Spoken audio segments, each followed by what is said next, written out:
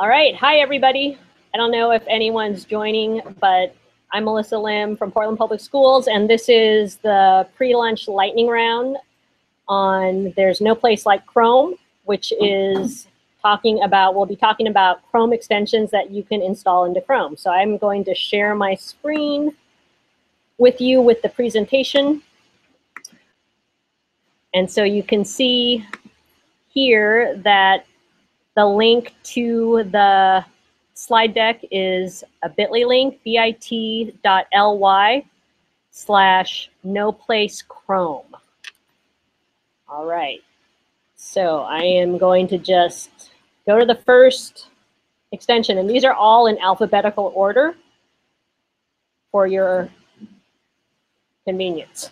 So the first one is AdBlock Plus, and so it blocks all the annoying ads that you might get on a web page or in Gmail.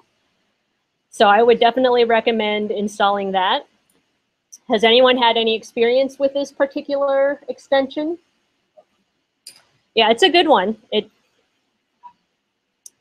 And so before we do that, let's just quickly review. If you're newer to Chrome, if you look at my browser window here in the top right-hand corner, there's a button with 3 lines. So usually when you see this button within any Google website, it's usually a settings or preferences control panel button.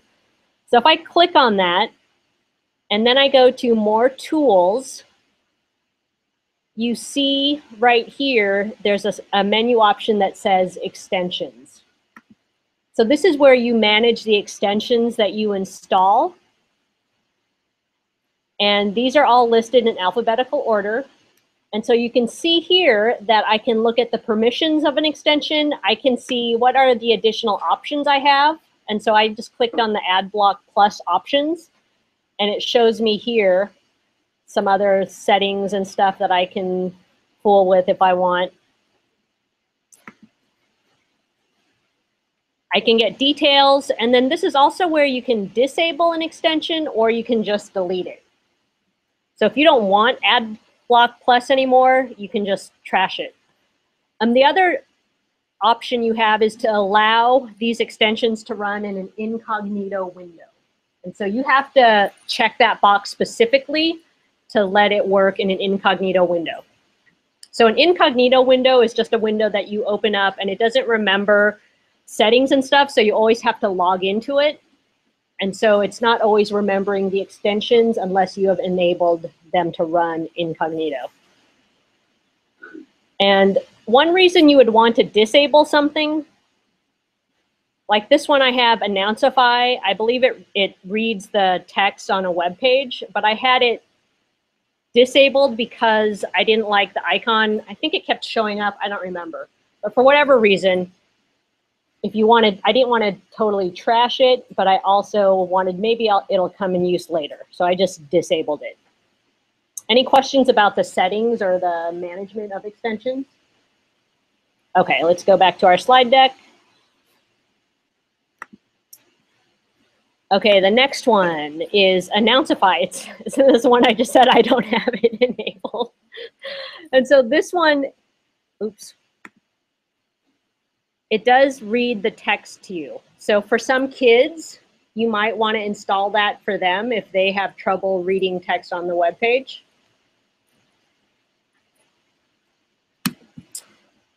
Awesome Screenshot. So this one allows you to take a screenshot of whatever you have on your computer desktop. So if I want to take a screenshot of what was on my screen, I would need to find the Awesome Screenshot button here. So we didn't mention that. So when you install an extension, you can see in the top of my browser on the toolbar, this is where they appear. Now there are some extensions, yes? Why does mine look like this? I don't know. I'm not sure. Oh, too many people trying to access at one time. Yes. There are some extensions that will work in the background and they don't show up as buttons, but I'd say the majority of them will show up as a button here in your toolbar. The other thing to note is that if you, let's say you're logged into your Chrome account at work, and then you installed, let's say, 3 to 5 new extensions, and then you go home and you log into your Chrome account at home, what will typically happen is once you open Chrome, you're going to get all these other windows that open up announcing, you installed this, you installed this, you installed this. So just recognize that's not somebody remotely taking over your computer. It's just syncing with your account that you logged into. And so we've had some parents in our district get freaked out because a kid logged into their Google Apps account at home, and then all of these windows started popping up, and they thought like we were spying on them or whatever. So that's not happening. The awesome screenshot, is it different from the shortcuts, the keyboard shortcuts? The thing with this is that it will probably save directly to your Google Drive account. Whereas if you do on a Mac or a PC, it's just going to save it to your desktop. So you wouldn't have access to it unless you had that specific machine.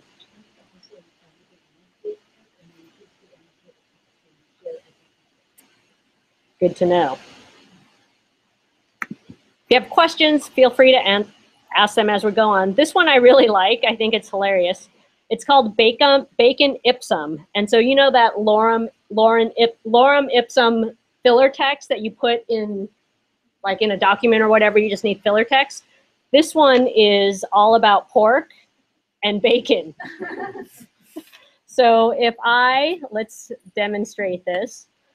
If I just open a new Google Doc, and I'm just trying to create like a newsletter or something.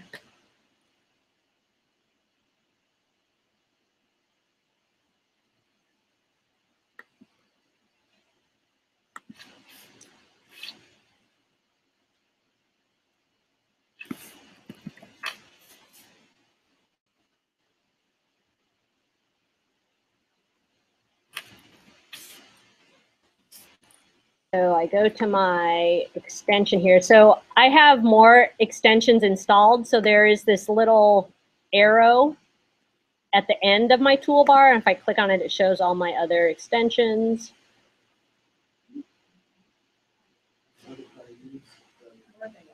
They're not organized. They're totally random. There it is.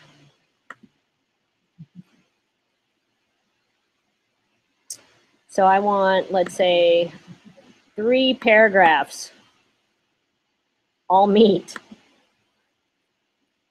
So it's copied to my clipboard. So now if I paste,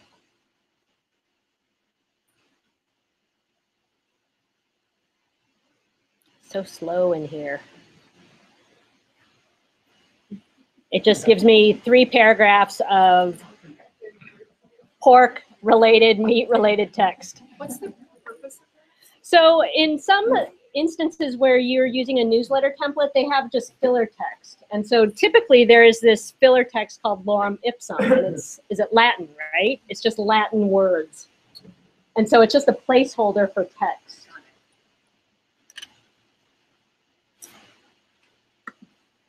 So that's sort of a fun one. This next one is Color Pick Eyedropper. I love this one. I use it all the time. And what it allows you to do, and it's this button right here, is if I click on it, gives me this little instruction. So now, did it go away? Here we go. Please reload the page. But it allows you to get the hex code for any area on a web page that you move your mouse over once you click that button. So why would you use that? If I had a specific color palette that my district had for web pages, I could match that by going to the district's homepage, mouse over it, or click the button and then mouse over those colors, and then I'd get the hex code for those colors, and then I could put them into the Google Doc that I was creating, the newsletter or whatever, so it would match the district colors. So that's really handy. So that's Color Pick Eyedropper. This one's similar, but it's fonts. So it's called FontFace Ninja, and it allows you to identify fonts on the web. So if you find a font that you really like on a web page and you click on your FontFace Ninja extension, it will be able to identify what the name of that font is. So again, if you're on the district web page and I really like their font, but I don't know what it's called, I can use the FontFace Ninja extension and then find out, and then use the same font in my communications that I create, whether it's web or print stuff.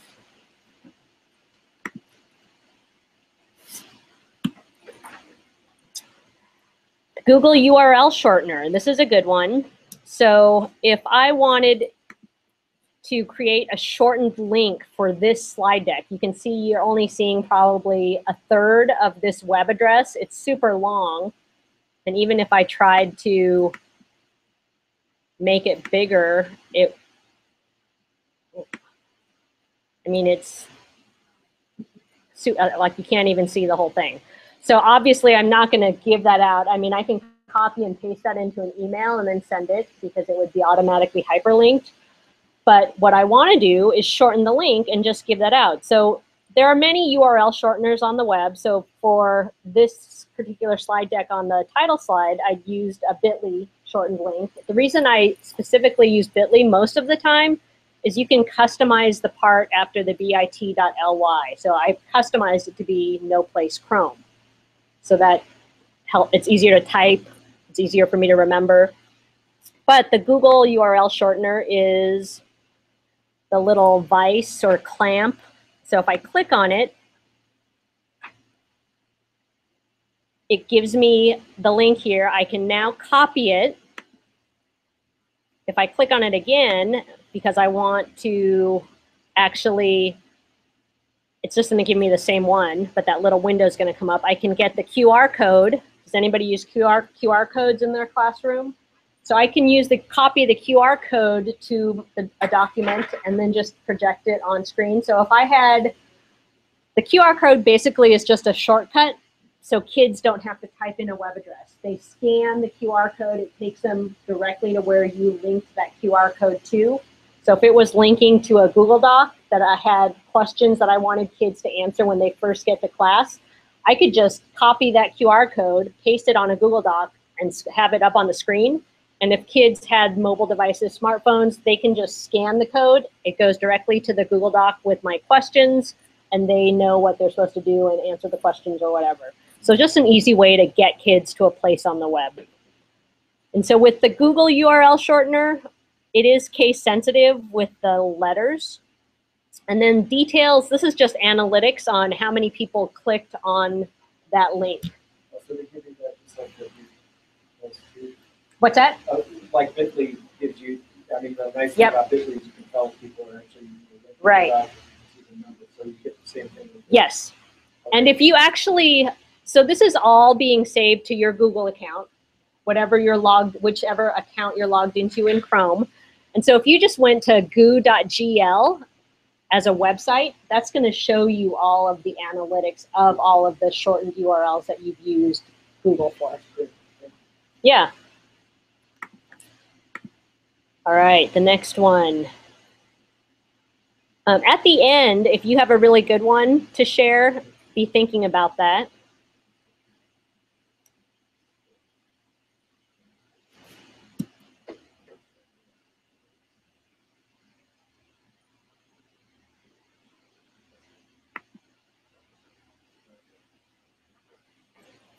Google Art Project new tab page. This one's, I love this.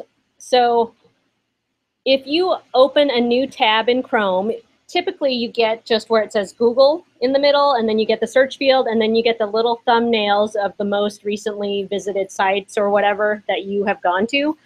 But I love to have a different new tab page. And so one of them, so currently, if I do a new tab right now, this is my current new tab page. It's just an analog clock.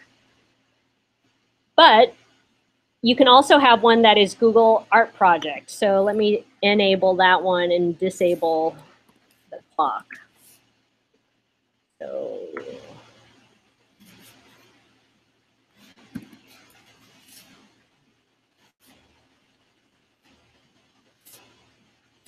There we go. So now if I hit new tab,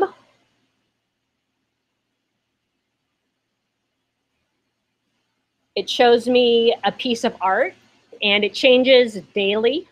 And then you have all of the information down here in the left corner, the title of the artwork, the artist, and I believe where it's at. But so every day when you open a new tab, it's a different piece of artwork. Can you just explain that incognito again? So there was a box in between allow incognito. Right. So what? So you have to allow specific extensions to run in an incognito window because it's not remembering any settings or logins that you log into. So like if I open an incognito window, I always have to log into my Google account. Whereas if I just open it in a regular window, it will just probably take me straight to my account. Like if I go to Google Drive, it'll just automatically have logged me in.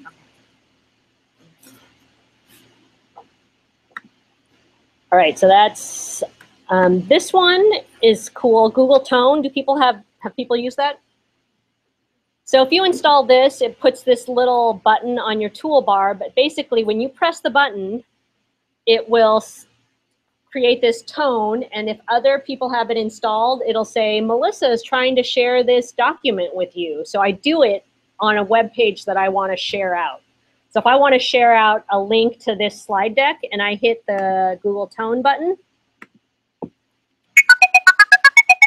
and if you have it installed, you should have gotten a message if it heard it totally that says Melissa is trying to share this document with you, and it'll give you a link to it. So it's an easy way to get kids to a website. But the problem is that if you had kids install this, they're probably going to be pressing that button all the time. Yeah, they are. And it's going to be everybody's like Google toning everybody. Yeah. But it's an easy way to, if like with adults or a work, a setting where you're one person trying to get everybody and you all have it installed, and you can control yourselves not to press it all the time. This is a good. So both ends have to have it installed. Yes, both ends have to have it installed. Google Translate, most people are familiar with that already. The reason I like to install this as an extension though is because it allows you to quickly translate something or highlight text and then just click on the button to translate the text that you've highlighted on a web page. So instead of, if you just went to the Google Translate web page and then you copied the link to a website, then you'd have to paste it in there. But if I want to translate an entire page, it's just easier to have the extension installed.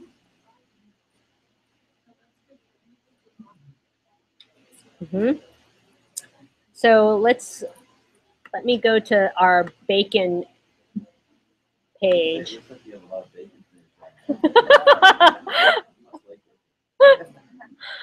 And if I know there's games that people play, like looking at the extensions people have installed when they're projecting and trying to figure out, what are those extensions? Do I have that or not have that? Google Translate. Google Translate. Share, can you prevent translating? Like, can you prevent that extension from functioning in a document if I were to share it with somebody? I don't think so, but I'm not sure. Does anyone know? I mean, they can do, if you shared it with them, then they have the right to make changes to the document. So here I've clicked on the Google Translate button. So if I click Translate this page, it pops up this toolbar at the top. And so now I get to choose from all the languages. So if I want Italian, and a lot of those words are already Italian. And then under options, I can turn, so you can keep this menu bar there. I can turn off translation. I can just close it, go back to English. All right, I think we're halfway through about, and we have about 9 minutes. Grammarly, so this is a grammar check. So spell check is automatically included in Google Docs, but this is a grammar check tool. This next one, the Great Suspender. So this is a tool that will suspend tabs so they're not using so much memory processing power. So if you have a bunch of tabs open in Chrome, and if you have not, so here's the little extension button here. If you haven't whitelisted a site, then it will be suspended if you don't go and do something on it for a while. But you can whitelist a site so that common sites that you visit don't get suspended, and then you have to wait. You have to go. So it will look like this if the tab is suspended, and you just click and it reloads the page. Honey. So this one is sort of fun because it's sort of annoying though too. So if you do online shopping, this will find coupon codes for you. And you can try the coupon codes that it finds. But so if you're on a site, like in the photo there, they're on the J.Crew site, and a little button will show up that said, we found, or a little window actually shows up on the side, we found 7 codes for you to try. And so you just try to use one of the codes and you get then your 25% off or whatever. So it works for any online shopping site. If it doesn't find anything, then it doesn't find anything. Yeah, so it appears at checkout. And it says it scours the entire internet for any active coupon.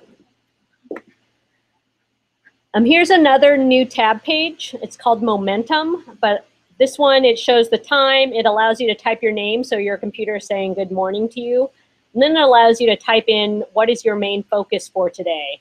But then you can also access like a to-do list and other things. And if you type in something that's your main focus, I think it just puts it on there. Momentum. And it has a different picture every day. Noisely, this is a great one. Oops. So this is basically a white noise generator, and they have let's see, I forget, I have it on here.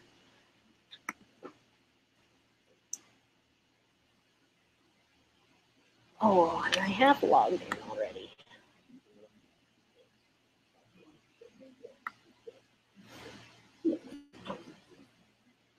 So this has, I'm gonna get out of that. So it has different, like it has train, water, cafe, and so it's just white noise sounds, and you can do combinations of sounds. So I can check off the train and the water and the cafe and hear all of those sounds at the same time, or only the ocean sound or whatever. But it's if you don't want to listen to music, and then you can, it has a timer. So when for a duration. The next one, if you do Hangouts a lot, you know that sometimes it's a pain to start the Hangout and to find where do I go to start the Hangout. So there is an extension that's just a one-click Google Hangout button. So you install it, it's the little Google Hangout speech bubble button, and if you just click it, it just starts the Hangout automatically. So it saves a little bit of time. This is the one that you want to install if you use Microsoft Office documents a lot, if you have people in your district that still use Office a lot, and you're going between Google Docs and Office. But when you install this, it actually works in the background, so it knows when you upload an Office document into your drive, and then it will allow you to edit it. Because if you upload an Office document now, it's read-only. It's not editable unless you have this extension installed. And the weird thing is, if you search the web store and manually type Office editing, it doesn't always come up for some weird reason. So the link there will go straight to it. Google wants you to convert to Google Docs. They're hiding it in the results somewhere. Yeah. This next one is called OneTab. And so this is another one of those extensions that help save memory use with your tabs, because it seems like most of us like to open lots and lots of tabs. And so the thing I love about this particular tool is what you can do with the tabs. And so basically, if I want to, let's see, let me open.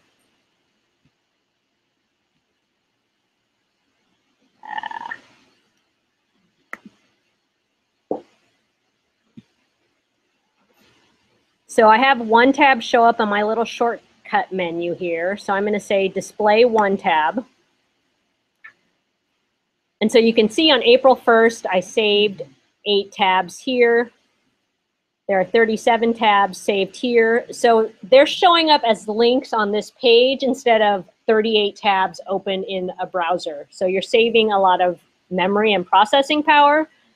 You can also then restore all of these tabs. So if I want to open all of these in actual tabs, I can restore them. I can delete them all. I can share this as a web page. So this is awesome if you have a list of links you want for kids. If you don't use something like Symbaloo or whatever, you can just compile them all on a one tab page and share it as a web page.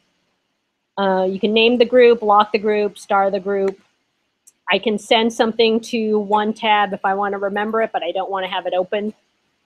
That'd be great if you're doing a research project or a writing Right. project, you would have the setup you were in. Exactly. Yep. Thank you for sharing that. Yeah, so like here on the one tab menu, I can say send all tabs to one tab, send all tabs except this one, send only this one, send tabs on the left to the one tab, send tabs on the right. So a lot of options there. That's the wrong presentation. Read and write for Google. Some of you know about this one. Now this one, I'm sharing it because there are a lot of cool things you can do in terms of annotating and having immediate help for kids if they're on the web, but it does have the tiered model, so a lot of the stuff you have to pay for it. So you can only do certain things in the free version. 30 days. It's $90 per student or a minimum of 150 Whoa. students. It's $1,500 a year. But it does an awful lot. It does a lot. It is really valuable. I know. Word prediction, Yeah. translation. I know our special ed teachers really love it. Readability. So this is a great extension because it strips out all the stuff and just gives you a very simple layout of any website. Save to Classroom. So this is fairly new. If you use Google Classroom and you install the Save to Classroom, it allows you to save any web page to your Google Classroom.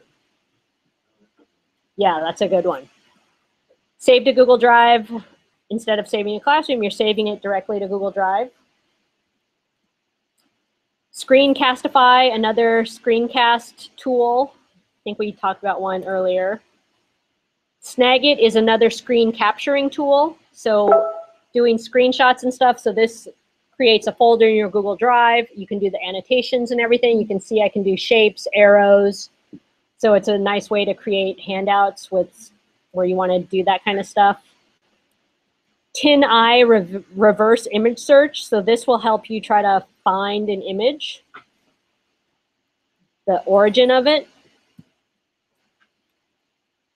This one is awesome. TLDR stands for too long didn't read. So if you turn that button on a website, it'll give you an option to read a summary, a short version, medium version, long version, or the original.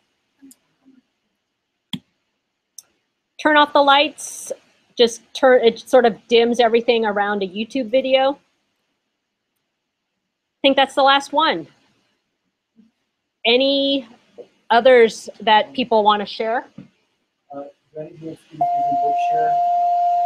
No? Yes, okay, so there's a Bookshare web reader extension that works in Chrome. I learned something new about it quite recently when we got in the phone book.